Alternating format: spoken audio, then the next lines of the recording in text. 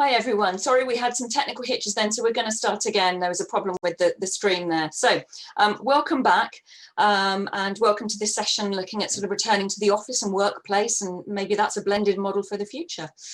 Just a bit of housekeeping, we've got captions available on this session today. We've got My Clear Text with us who are providing those. So if you go to the closed captions button at the bottom of your screen, easier said than done, then you can access those if they'd be useful to you. So as a brief introduction for those who weren't in the previous session, I'm Lucy Ruck. I'm the Task Force Manager at Business Disability Forum. I'm a white female with green eyes, and today I'm wearing a blue top. I come to you today from Cheshire in the north of England, and I've got a door behind me which could make it slightly interesting, although I have locked it because we're now during the hours of the day where the children come home. So apologies in advance. It's not quite a cat walking across the screen, but you know, it's my alternative. What none of you can also see is that I'm also a right leg below knee amputee. So I have 27 years of lived experience of disability. So in the last session, we had a look at the big changes for business as they had to adjust to moving out of their office space and move to that more flexible approach of working from home, sometimes overnight. We're now looking forward within this session about what the impact might be for our disabled colleagues as we think about returning to the office or the workplace. And that's an interesting one. I wrote these questions back in September, but of course the world has now evolved and changed back again since then. But at some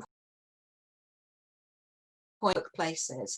And we want to talk about what this might look like and what we might need to consider and what's going to be different from that life that was pre-COVID. But before we move on to the panel, I'm delighted to introduce Sean Gilroy, who will be sharing with you the work that BBC Cape have been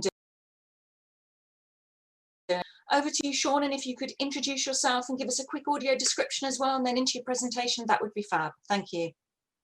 Thank you, Lucy, and thanks to TechShare Pro for inviting us to talk about BBC Cape. I'm looking forward to the panel session coming up. My name is Sean Gilroy. I'm certainly mid to late 40s.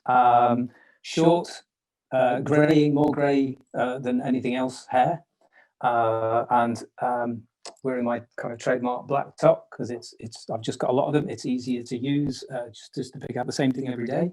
And I'm coming to you from my front room with a very typical Zoom bookshelf background. I'm a little bit more about BBC Cape, which stands for Creating a Positive Environment. And it's the BBC's neurodiversity programme, where we're looking to promote understanding, provide some more training and look for positive action for change. So BBC Cape, it's run by myself and my colleague, Lena Hawke. We both work in the BBC's User Experience and Design Department. I'm a principal there. Lena is a senior user experience designer. And we are, between us, the BBC's neurodiversity leads. We've been working on Cape for about 4 or 5 years now, and just as a bit of a cap, if you're new to neurodiversity or if it's something you've heard of but not quite sure about, it's a term that was coined in the late 90s by the sociologist Judy Singer, and it recognised the infinite range of differences in kind of cognitive traits, brain function. And it's a way of rethinking conditions like autism, dyslexia, dyspraxia, not limited to those conditions. There's many under that banner of neurodiversity. But it aims to kind of rethink a traditional historic idea or stigma of these conditions, and recognise that there are, across any spectrum, there are two sides to that coin. So it's recognising also the positive sides of that, the abilities and talents that can come with kind of different thinking and different behavioural traits. I've got this slide here in typical BBC fashion. I'd like to say that there are other resources available. There are many organisations now pursuing kind of neurodiversity programmes or initiatives, thinking about how they can accommodate and support their employees. We've seen probably in the last 12 to 24 months a huge increase in the number of resources out there and information available. If you are new to this or if you're on a journey at any point. Yeah, there's an awful lot more to learn and pick up from. So why are we doing this? Current estimates suggest that are neurodivergent, neurodiverse, or part of a neurominority community. But very few employers, currently around 1 in 10, consider neurodiversity in their organizations as part of any policy or kind of HR strategy. So there's a lot of people out there that are potentially missing out on support because employers, organizations aren't necessarily thinking about how to accommodate and support neurodivergent employees. So there's a big challenge and a lot to do. And why are we thinking about neurodiversity? So kind of organizations, innovation has become increasingly important to organizations in an ever increasing global competitive market. Thought within organizations helps to offset that kind of groupthink mentality, everybody looking in the same direction. To have people who are thinking differently and approaching problems in different ways is of huge value and benefit to organizations. And it really diversity and inclusion, to have difference within your organization is of value to any place. And research has shown that from neurodiversity programs, accommodations that were delivered through those programs actually benefit everybody. So it's just a way of rethinking culture, of rethinking, how you design your space, your processes and policies. And everybody can benefit from this if you think about it from this kind of cognitive perspective. So what have we been doing through BBC Cape? When we started this about 4 or 5 years ago, we ran a survey internally and externally. We opened it up, and we found that stigma was by far the biggest of opening, disclosing, sharing a condition with an employer or with colleagues for fear of what the repercussions were for your career, what that meant for any progression within the organization. So people weren't real kind of disclosing conditions, so they weren't able to get the support necessarily and changes or accommodations that they required to be their complete selves and to manage, kind of reach their ability, basically. So we're having a look at this to think about how we change the culture within the organization to recognize and talk about and be open, normalize these conditions, and recognize the benefits from a cognitively diverse workforce. We're also thinking, obviously, we're from the UX team, so we're thinking about, how do we properly think about the processes and procedures that the organization puts in place. It's the same with any design process. If you're thinking of it's about understanding and building those things into your process from the very beginning. So we're thinking about, when people join the organization, this is not just about bringing people in and giving them a job. This is about understanding how we find talent, look for talent, and then how we bring people through and offer them a career. So what does the training and development for people look like? Is that available, and can we support people through that entire career process? We also want to, it's historically, we've always said this is about recognizing hidden talent. Increasingly, we think, though, this is just recognizing talent. I've got hidden in there and we've scrubbed it out, just to make the point that we don't, as we've gone through this program, we don't think their talent is hidden.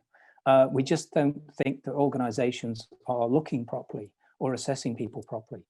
So we talk a lot about skills gaps within different industry sectors, and we think there's an ability to fill, or at least address, reassess how we look at talent and ability. There's a big market of people out there. As I say, 1 in 7 people are ND. So if we just think about these processes, we could potentially help fill some of these skills gaps and just recognize the available talent. And kind of pointing into where probably the conversation with the panel we'll be looking at. This is about creating the right environment. What does that flexibility and environment look like? And we're talking about the physical environment particularly. So we devised an environment toolkit a while ago that we were able to use with our own estate team, along with some of the other projects, products that we developed through CAPE. And we were able to work with a project team that were constructing, building and designing a new HQ office in Wales. This is BBC Broadcast Centre in Cardiff. We were able to talk to the designers involved with kind of the internal build of this new premise. And doing their own research, learning from kind of the things that we'd done through CAPE, they were able to think about kind of inside that building. So not just physical accessibility, but cognitive accessibility has been thought about and designed into the internal of this building. The estate team have since been able to make some changes through maintenance schemes to the rest of the estate. But we believe that this building is kind of, you know, that first step towards thinking about cognitive accessibility with respect to kind of lighting, sound and noise within the building, wayfinding and navigation, color schemes and patterns. So we're very proud of this as kind of, you know, what can be achieved if people kind of work together and collaborate. And kind of finally, you know, this side of things again, it's a quote, you know, that's attributed to Einstein, you know, and it means a lot to us in kind of what we do and how we're thinking about things. You know, we have this standardized idea of what talent or ability looks like, and we assess, you know, redraw where that line is, what that benchmark is, because there's a whole host of people who are struggling to fit in with what we determine ability is. And, you know, that just isn't a standard that's applicable anymore. So we need to redraw that line, not just for neurodiversity, for everything, basically. You know, and we need to recognize the ability that people have. And that's all from me. Thank you very much. Thank you ever so much for that, Sean. That's really useful. And I think it's really useful to frame this conversation in a slightly different way sometimes as well. So thank you for that. Before we move on to the panel, a brief introduction with a kind of an audio description of yourself as well would be fabulous. I'm going to go around the virtual room. We've already heard from Sean. Bella, can I come to you first, please? Thank you, Lucy. Yes, I'm Bella Gore. I'm the head of legal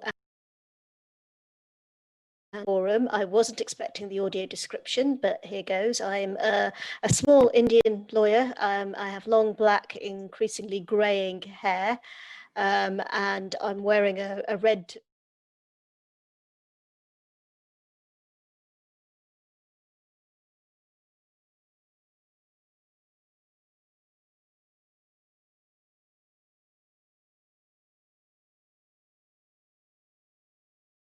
Please. Yeah, sure. Hi, I'm Beth Hartley. I'm a commercial strategy manager at Sainsbury's, and I have a hearing loss, which I've had since birth. I'm also chair of the which is the first disability network that we've had in our 150-year history. So it's a really exciting time for us. In terms of what I look like, I'm very tall, unfortunately tall, about 6 foot, although you can't probably tell that from my screen. My favourite pink jumper, which is a roll neck, because I'm always cold, but they do say cold hands, warm hearts. So. Lovely, thank you ever so much for that, Beth. David, can I come to you for an intro, please? Sure. I'm David. I've worked in the area of disability and access since 1985, when I started out as a teacher of children with disabilities. Since then, I've travelled around the world working in different countries, and I now work as a consultant, particularly working in low and medium income countries. About a third of my work is pro bono. And I have a particular interest, as we talk today, about the needs of small businesses as opposed to large corporates. In terms of what I look, I will share in Geneva. When I walked in and asked a beer, as she turned away, she said, "That's wonderful. We don't get to serve Father Christmas in here very often." Fantastic. Thank you for sharing that, David. Okay, I've got some questions but I'd also really like to get your involvement as well from our audience. So please do post these in the chat or on Slido, and if you don't have the code, it's hashtag TSP20, so TechShare Pro, TSP20. I'm going to come back to you, Sean, following on from your fantastic intro talking to us about CAPE. And I was really interested to hear about the work you're doing around neurodiversity. And can you tell me a bit more about what you're putting in place and how you're planning on supporting your neurodiverse colleagues as people start to return to the office? Because that's going to be different potentially, isn't it? It is going to be different, definitely. Interesting that came online very shortly before everybody was sent home, which is really disappointing. So we'd set this lovely environment up for people, and then they weren't able to use it necessarily. So yeah, it is about this journey, but the physical workplace, and we've started to think about accommodations there, and how we can support people, how we can train line managers and team leaders. You know, it's predominantly about listening to what people need, basically. And then, you know, we've had this kind of move to this forced kind of, it's very binary, either in the office and now everybody's at home, or largely at home. We still have broadcast critical staff in the offices. But it's, you know, a lot of the benefits from working from home in terms of a flexible arrangement seem to have been compromised because it's an enforced kind of position. So we've had to learn a lot. I think there's been, you know, an awful lot of conversation around mental health in the home environments, you know, in order to give people that space to kind of adjust to that sudden change. And it is a lot about talking. It is a lot about, you know, kind of being open, keeping in contact with people. And we've started those conversations now. And it's focusing more on again, providing that training to team leaders and managers so that they are prepared to have the conversations so that we can be a little bit more kind of ahead of ourselves when it comes to the return to the office. So let's talk about what people need. Let's give them a little bit of time to help them understand and get ready and prepare themselves for that transition back into the work environment. Other opportunities for us to share what that new environment looks like. You know, not just as an explanation, but kind of images as well, and just allow people to try and get a feel for where they're going for, and ask any questions that they can. So we're having those conversations for managers to be able to start having those conversations with teams, so that it isn't this kind of sudden transition that we had the other way, basically. Yeah, and I think those images of what the workplace might look like can be really useful for everybody. So don't just focus on, everyone's going to have a clearer idea of how that might work. And of course, with alt text for those who can't see the images or descriptions and so on. Exactly. It's about providing, you know, we understand that there are different communication methods and different preferences for people and different needs for people. So it's about thinking about both of those things so that we can offer as kind of many options as possible. Thanks for that, Sean. I'll move on to a slightly different question now, and I'm probably going to focus this one towards Bella, who is our legal expert. But we know there's been so many organisations over the years who've been resistant to home working for quite a long time. And this pandemic has absolutely proved not only is it possible for people to work from home, but quite often people can be also quite productive working from home. What grounds will organisations have to refuse this option to work from home in the future, seeing as we've already proved it's entirely possible? I think it is going to be difficult for people want to or need to work from home as a reasonable adjustment. And where that's been said, it's not reasonable before because the systems weren't possible. That I think is going to be harder to justify. I think you're going to say, well, you did it for 9 months during 2020. So saying no now is difficult. But I think actually, if I turn that on its head, not all disabled people want to work from home. There's been quite a lot of people who've, much as the rest of the population, have hated it because of their home life. You know, maybe it's cramped, it's busy, it's quiet, it's not quiet enough, they've got children, or sharing internet, with other people. So I think if I could turn that on its head, yes, employees no, you can't work from home anymore. But I also think that employers will find it hard to say you have to work from home and we think you'll prefer it because you are disabled. I think quite a lot of people with disabilities, like other people, are going to say, well, actually,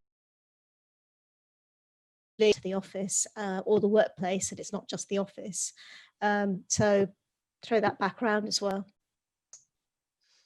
Yeah, that's a good point, Bella. Did anyone else want to come in on that? Anyone have any other thoughts? I think, yeah, I'm not sure I would agree with you that it's proven that people are more productive. What we're seeing is people working far longer hours, in order to achieve things. We're certainly seeing over time huge increases in problems of mental health, which are decreasing productivity. And that includes people with disabilities. And just to reflect what Bella said, I think we sometimes make some generalizations and work from home. To some people, the whole reason for going to work is to get out of the home into a more inclusive environment and to link up and connect to people. The important thing is, as I know we're going to move on. On that productivity point, though, David, I would say that what the research has found is that people who want to work from home and like working from home, and that's me, I've worked from home since 2008, are more productive. People who don't like working from home and they've been forced to in the last 9 months, they perhaps are less productive. And it is an element of choice. And I think there was a study in China with a travel agency a long time before this pandemic that did that, where they split the workforce in half and had them working from home and had them working in the office, and they could really measure it because it was a sales job. And when they said at the end of it, do you want to carry on working from home? And a good proportion said, no, I want to go back to the office, and they were more productive there. And a proportion said, no, I want to stay at home. It's a choice. There are a number of complex factors, including what physical space you've got at home to work from home. Yeah, I think we could go into that privilege conversation from there as well, couldn't we, in terms of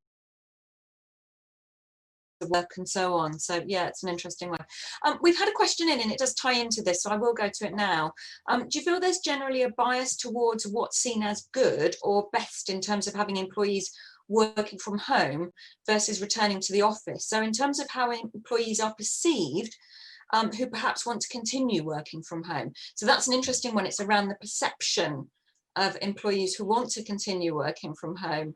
Bella, I can see you're smiling about that one.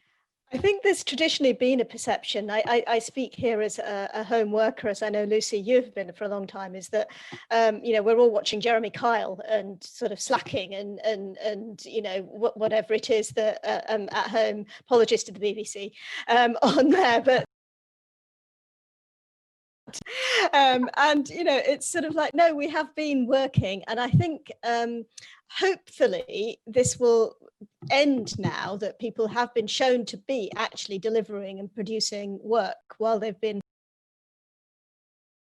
perhaps haven't, but they're the ones who probably don't like working from home or had a home life that made it difficult to be productive. So let's hope that perception will go now. Yeah, it's an interesting one. Beth, come on in. Yeah. I think one of the things that we've been thinking about at Sainsbury's has been moving that focus from kind of presence or actually being at the desk or being seen and the bums on seats mentality to output and performance. And so really I work from the starting point as a manager of going, well, are you delivering what we need to your goals? And ultimately, I think wherever you're based, if you're doing that, it makes it much easier for both sides to work out what good looks like. Work is what you do, not. And I think this, this is about how we train. I think, managers and team leaders of people. I think it's about, their confidence to be able to be flexible with staff, in order for them to meet their potential. We've always said, we need to rethink what this idea of flexibility is. We understand that there is some time for the office and some time for the home, and people are better at different times of the day. So this is thinking about how do we train managers in those soft skills to be able to work out what's best for their team, because wherever people are productive, there's got to be some kind of flexibility in that. And it's not this binary choice of either the office, either the home. We know that problematic. It's finding that balance between the two, I think, is where we need to be looking. I agree, Sean. And I know for me, having been a home worker for 6.5 years now, if I go into the office, which obviously hasn't been very much this year at all, it's not worth me getting my laptop out because I can't concentrate. And I spoke to a colleague who also lives in Spain and then comes into the office, and he was saying, I just don't even bother now. I just do it to have the meetings I need to have, and I catch up with colleagues in between, and that's the way I deal with it. I don't feel guilty about not sitting there, and I'll catch up on emails tomorrow. It's absolutely fine. So I think that's quite interesting. And I can see that Wayne has put in the questions as well. It's more of a comment actually, that there's pros and cons with both in terms of working from home, and actually having that mix is really nice. And that kind of brings me on to my next question I was going to ask you, really.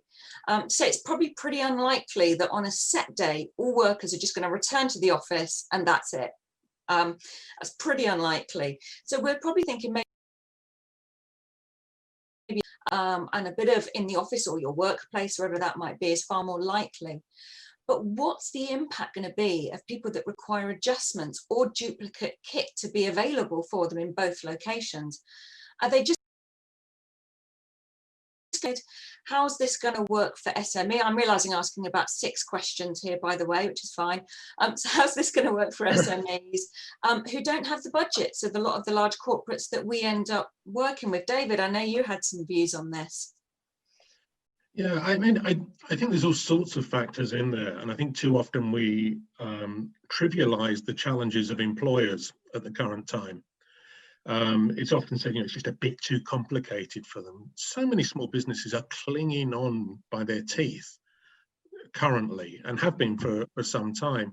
There are other challenges for businesses in the immediate future, particularly small businesses as Brexit approaches in the UK and so on. So I think we really need to grasp the fact things may be possible, but if you're a small business, you do, and you're the manager, you do everything. You run the books, you are the HR, you are the occupational health, you do everything. For me, is driven by corporates when 85% of employment sits in the small and medium-sized sector. How do we adopt a blended approach when you've maybe only got 4 or 5 people in your business, and actually your business isn't administrative or office-based, it has physical products that small team is responsible for? And I think there's so many factors as we go ahead, and what does coming back to a blended approach mean? I think we're only beginning to scratch the surface of that. I think one of the things really interesting is that nobody I've ever spoken to, some people want to be back in the office or the workplace because they miss their colleagues and they don't like being at home. Nobody has says 2 to 3 hours on a packed underground train or whatever train, wherever they are in the country, or in a traffic jam. And I think that one of the things that might have to change is that where employers choose.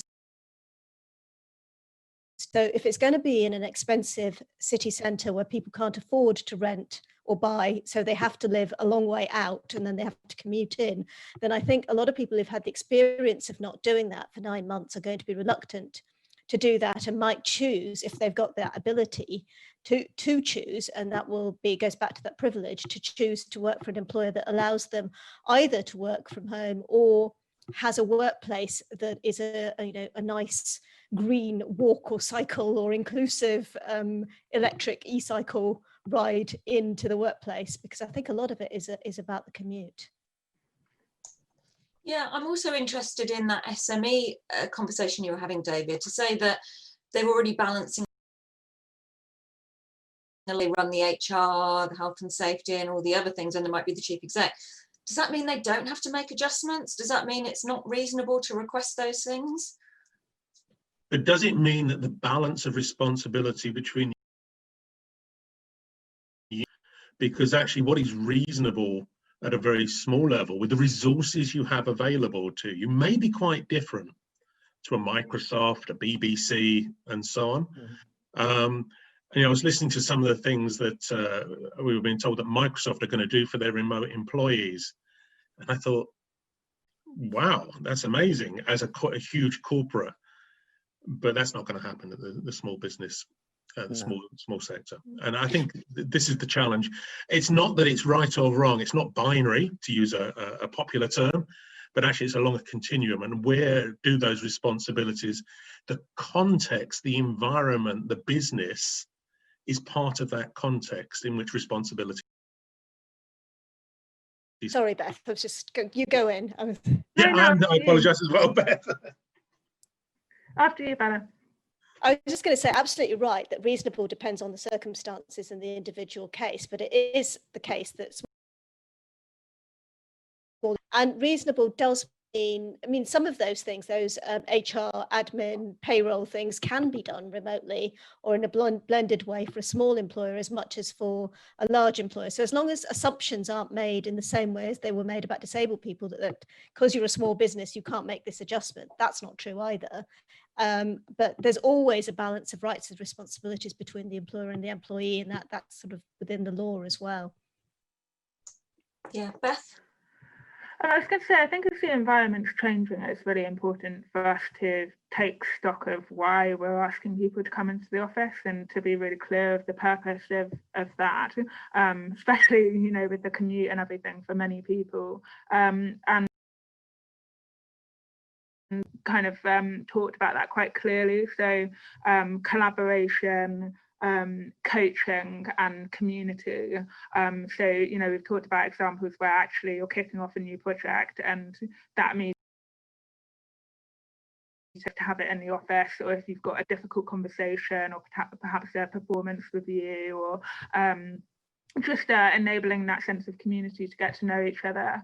I think it's really key to stay clear about that, and that when people are going in, they are really clear, you know, if it's one of those things or something else. And of course, I recognise that it does vary by organisation, and Sainsbury's is a very big organisation.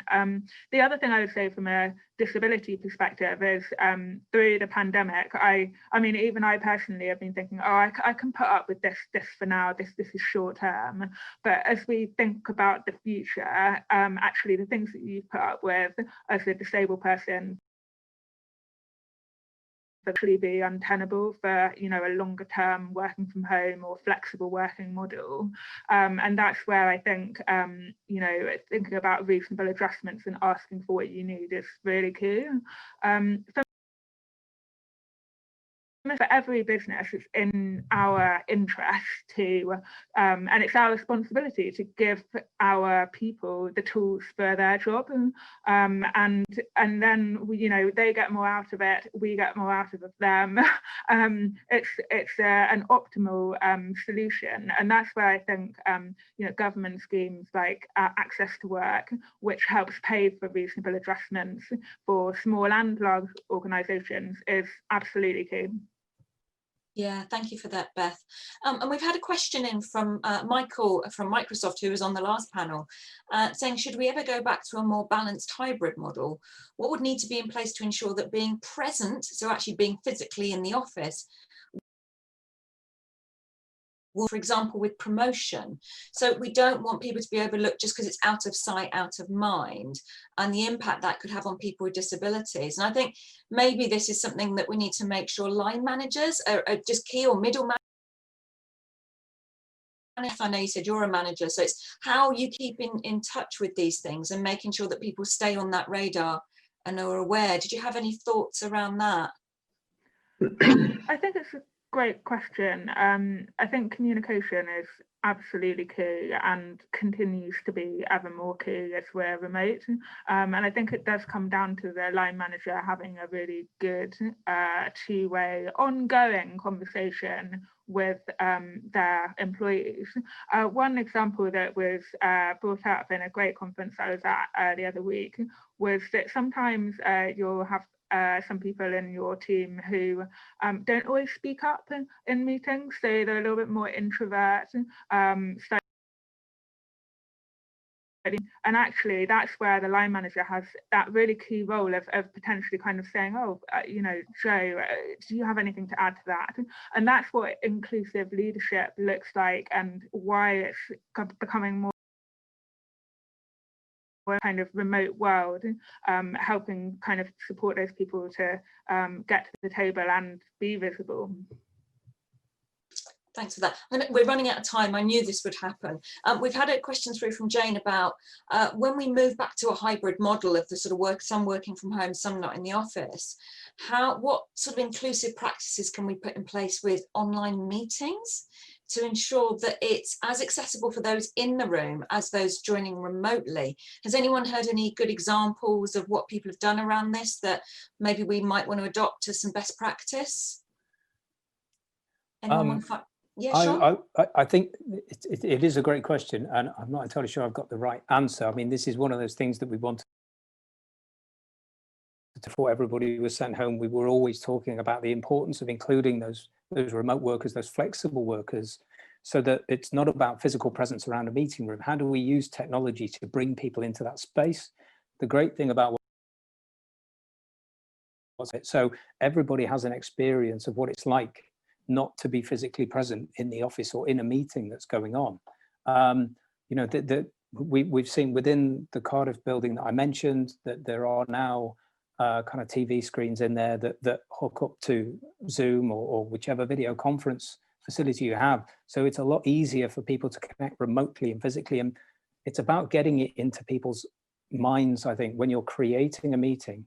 How do you bring everybody in? And I think we will be a lot more aware that some people will be remote from that physical space.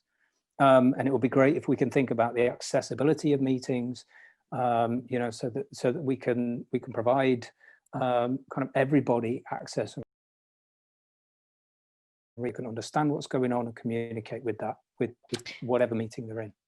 I think there's actually been an interesting flip, because before loads of people were in the physical room, and if you were remote, you were feeling a bit excluded, and they were having a side chat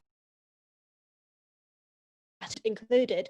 I think that when it goes back to being some people in a room, one of the things that we might have to watch is the chat function, because a load of people who are remote are often chatting and telling jokes and going off on a tangent in the chat, which is actually quite difficult to keep up, as well as listen to and watch this, you know, screen sharing presentation at the same time. But the people in the room won't have access to that chat function.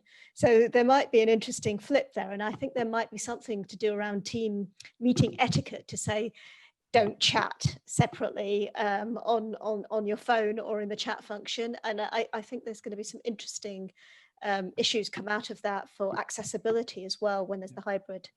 I quite like that. You and I would be the ones sat in the corner on the TV screen, sort of second thought, forgotten about slightly.